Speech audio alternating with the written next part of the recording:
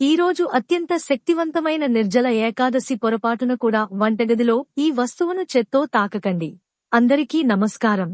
ఆధ్యాత్మిక రహస్యాలు, పూజా విధానాలు మరియు ధర్మ సందేహాలను ఎప్పటికప్పుడు మీకు సవివరంగా తెలియజేసే మన ది తులసి రాజీ ఛానల్కు స్వాగతం. ముందుగా ఈ వీడియోకి ఒక లైక్ చేసి ఇలాంటి మరెన్నో ఆసక్తికరమైన ధార్మిక విషయాల కోసం మన ఛానల్ని సబ్స్క్రైబ్ చేసుకోండి. అలాగే కామెంట్స్ లో భక్తితో జై శ్రీరామ్ అని రాయడం మర్చిపోకండి. మన హిందూ పంచాంగం ప్రకారం సంవత్సరానికి మొత్తం 24 ఏకాదశులు వస్తాయి. కానీ వాటన్నింటిలో కల్లా అత్యంత విశిష్టమైనది మరియు శక్తివంతమైనది నిర్జల ఏకాదశి. విశేషం ఏమిటంటే ఈ నెల జూన్ 25వ తేదీన అనగా గురువారం నాడు ఈ అద్భుతమైన నిర్జల ఏకాదశి పర్వదినం వచ్చింది. సాధారణంగా ఏకాదశి గురువారం నాడు రావడం చాలా అరుదు. ఈ ఒక్క ఏకాదశి రోజున చేసే ఉపవాసం, పూజల వల్ల ఏకంగా 24 ఏకాదశుల వ్రతం చేసినంత అఖండమైన పుణ్యఫలం లభిస్తుందని శాస్త్రాలు ఘోషిస్తున్నాయి. అంతేకాకుండా ఈ పవిత్రమైన రోజున సాక్షాత్తు ఆ శ్రీ మహాలక్ష్మి భూలోకానికి విచ్చేస్తుందని ప్రతీతి. అందుకే ఈ రోజున చేసే చిన్న పూజకైనా పరిహారానికైనా విశేషమైన ఐశ్వర్యం సిద్ధిస్తుంది. మరి ఇంతటి మహిమాన్వితమైన నిర్జల ఏకాదశి నాడు మనం ఎలాంటి నియమాలు పాటించాలి, ఏ దేవుడిని ఎలా పూజించాలి, ఎలాంటి చిన్న చిన్న పరిహారాలు చేస్తే అప్లైశ్వర్యాలు కలుగుతాయో ఇప్పుడు మనం ఈ వీడియోలో వివరంగా తెలుసుకుందాం. వీడియోని ఎక్కడా స్కిప్ చేయకుండా పూర్తిగా చూడండి. అద్భుతమైన ఏకాదశి నాడు శ్రీ లక్ష్మీ నారాయణుల అనుగ్రహం పొందాలంటే ముందుగా ఉదయాన్నే నిద్రలేవడం అనేది చాలా ముఖ్యం. ఎందుకంటే ఏ స్త్రీ అయితే ఈ రోజున బ్రహ్మ ముహూర్తంలో నిద్రలేస్తుందో ఆ ఇంట్లోకి లక్ష్మీదేవి ఎంతో సంతోషంగా అడుగుపెడుతుంది. కాబట్టి ఆడవారు ఉదయాన్నే లేచి ఇల్లు శుభ్రం చేసుకుని ఇంటి ముంగిట ఖచ్చితంగా బియ్యపిండితోనే ముగ్గులు వేయాలి.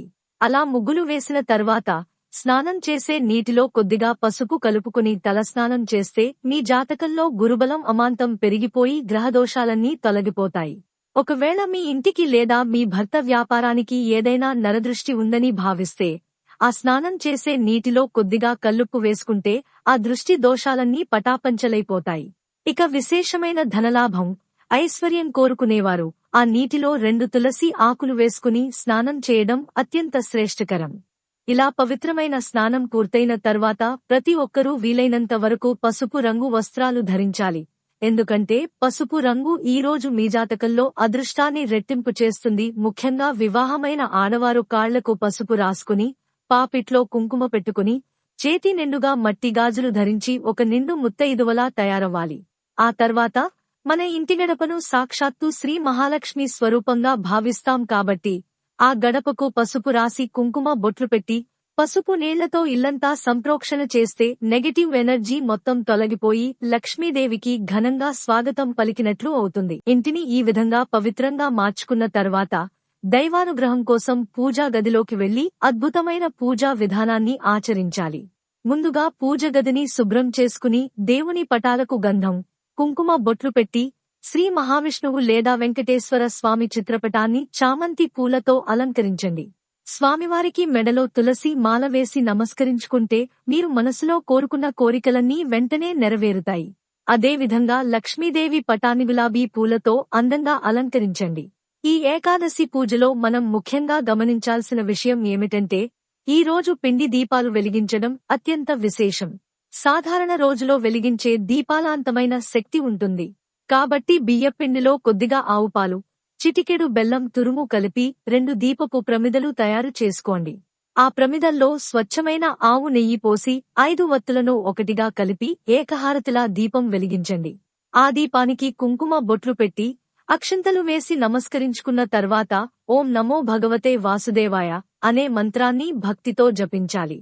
ఇలా జపిస్తూ స్వామివారికి అరటిపండ్లు, వడపప్పు, పానకం నైవేద్యంగా సమర్పించి చివరగా పచ్చ కర్పూరంతో హారతి ఇవ్వాలి. ఆ తర్వాత ఒక కొబ్బరికాయ కొట్టి దేవుని ముందు 5 ప్రదక్షిణలు చేసి ఏకాదశి వ్రత కథను చదువుకుంటే పూజ సంపూర్ణమవుతుంది. ఈ పూజా కార్యక్రమం ముగిసిన తర్వాత ఈ నిర్జల ఏకాదశి రోజున ప్రతి ఒక్కరూ పాటించాల్సిన అత్యంత ముఖ్యమైన నియమం ఉపవాసం. ఆడవారు ఈ రోజున ఖచ్చితంగా ఉపవాసం ఉండి తీరాలని మన పురాణాలు చెబుతున్నాయి. నిజానికి నిర్జల ఏకాదశి నాడు చాలామంది కనీసం మంచినీళ్లు కూడా గొంతులో పోసుకోకుండా కఠినమైన ఉపవాసం ఉంటారు. ఒకవేళ ఆరోగ్య సమస్యల వల్ల అలా ఉండలేని వారు పాలు, పండ్లు తీసుకుంటూనైనా ఉపవాసం చేయవచ్చు. దీనికి తోడుగా మీ ఇంట్లో ఉన్న తులసి కోటను విశేషంగా పూజించాలి. తులసి కోటకు పచ్చిపాలు పోసి ఒక చిన్న నెయ్యి దీపం వెలిగించి 5 ప్రదక్షిణలు చేస్తే అప్లైశ్వర్యాలు, భోగభాగ్యాలు ఇట్టే కలిసి వస్తాయి. అదేవిధంగా తీవ్రమైన అప్పుల బాధలతో సతమతమవుతున్నవారు పూజ గదిలోని లక్ష్మీదేవి పటానికి యాలకుల మాలవేసి పూజిస్తే ఆర్థిక సమస్యలన్నీ తొలగిపోయి గొప్ప స్థాయికి ఎదుగుతారు. ఈ పూజలతో పాటే ఇంటి గుమ్మం బయట పసుపుతో స్వస్తిక్ గుర్తు వేసి సాంబ్రాణి ధూపం వేస్తే ఇంట్లోని దుష్ట శక్తులన్నీ పరారైపోతాయి. ఇక ఈ ఏకాదశి నాడు కేవలం ఇంట్లో పూజతోనే సరిపెట్టకుండా వీలైతే తప్పనిసరిగా మీ దగ్గరలోని విష్ణుమూర్తి దేవాలయానికి వెళ్లి దర్శనం చేసుకోండి. అక్కడ ధ్వజస్తంభం దగ్గర దీపం వెలిగించి గుడి ఆవరణలో ఉండే రావి చెట్టు కింద నువ్వుల నూనెతో దీపం వెలిగించి ప్రదక్షిణలు చేసే జాతక దోషాలన్నీ సమూలంగా తొలగిపోతాయి. అలాగే గోమాతకు అరటిపండ్లు, తోటకూర తినిపించి ప్రదక్షిణలు చేస్తే ముక్కోటి దేవతలు సంతోషించి అఖండ కుబేర రాజయోగాన్ని, భర్తకు దీర్ఘాయుష్ను ప్రసాదిస్తారు. ఇలా పగలంతా దైవ చింతనలో గడిపిన తర్వాత సాయంత్రం 6 నుండి 7 గంటల మధ్యలో ఇంటి ముందు 2 దీపాలు వెలిగిస్తే సాక్షాత్తు లక్ష్మీదేవి మీ ఇంట అడుగు పెడుతుంది. దీనికి తోడుగా ఇంటి హాల్లో కూడా ఒక చిన్న నెయ్యి దీపం వెలిగించి అందులో 2 లవంగాలు వేస్తే ఇంట్లోని వాస్తు దోషాలు పూర్తిగా తొలగిపోతాయి. ఇలా దీపారాధనలు చేస్తూనే మరోవైపు ఈ పవిత్రమైన ఏకాదశి రోజున మనం పొరపాటున కూడా చేయకూడని కొన్ని ముఖ్యమైన పనులు కూడా ఉన్నాయి. అందులో మొదటిది, ఈ రోజు ఎవరూ తలకు నూనె రాయకూడదు. అలా రాస్తే భర్త ఆయుష్ తగ్గుతుందని నమ్మకం. ఇక ఆహారం విషయానికి వస్తే వంకాయ, చిక్కుడుకాయ, మునక్కాయ, ఉల్లిపాయ మరియు వెల్లుల్లిని అస్సలు తీసుకోకూడదు. వీటితో పాటు జుట్టు కత్తిరించుకోవడం, గోర్లు తీయడం లాంటివి కూడా పూర్తిగా నిషిద్ధం. ఈ రోజున ఏ ఇంట్లో అయితే నియమాలు పాటిస్తారో అక్కడే లక్ష్మీదేవి నిలకడగా ఉంటుంది. కాబట్టి గృహిణులు గుర్తుపెట్టుకోవాల్సిన మరో ముఖ్యమైన విషయం ఏమిటంటే వంటగదిలో ఉప్పును ఎవరూ నేరుగా చేత్తో తాకకూడదు. కేవలం స్పూన్తో మాత్రమే వాడాలి. లేదంటే భర్త సంపాదనకు నరదృష్టి తగులుతుంది. ఆ ఉప్పుతో పాటే మన ఇంట్లో ఉండే పాలు, పెరుగు, పసుపు, చింతపండు లాంటివి ఇతరులకు అప్పుగా ఇవ్వకండి. ఇస్తే ఇంటి లక్ష్మిని బయటకు పంపినట్లే. అలాగే ఈ రోజంతా ఎవరూ నలుపు రంగు వస్త్రాలు ధరించకూడదు. ఇంకో ముఖ్యమైన పూజా నియమం ఏమిటంటే ఏకాదశి నాడు తులసి ఆకులను తుంచకూడదు. కాబట్టి పూజ కోసం వాటిని ఒక రోజు ముందే తెచ్చిపెట్టుకోవాలి. ఇలాంటి కఠిన నియమాలు పాటిస్తూనే ఇంట్లో వివాహం కాని వారు ఎవరైనా ఉంటే ఒక 11 పసుపు కొమ్ములను దారానికి మాలగా గుచ్చి శ్రీకృష్ణుడికి సమర్పిస్తే త్వరగా వివాహ యోగం కలుగుతుంది.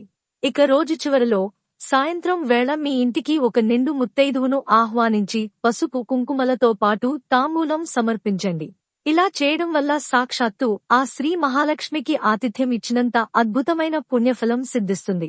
రేపు రాబోతున్న ఈ పవిత్రమైన నిర్జల ఏకాదశి రోజున ఈ చిన్న చిన్న నియమాలను భక్తితో ఆచరించి శ్రీలక్ష్మీ నారాయణుల అనుగ్రహాన్ని పొందాలని మనస్ఫూర్తిగా కోరుకుంటున్నాను.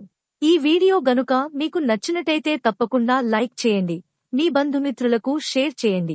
ఇలాంటి మరెన్నో అద్భుతమైన ఆధ్యాత్మిక వీడియోల కోసం వెంటనే మన ది తులసి రాజీ ఛానల్ని సబ్స్క్రైబ్ చేసుకోండి. నేను ఇచ్చిన సమాచారంలో ఏదైనా తప్పులు ఉంటే క్షమించండి. ధన్యవాదాలు.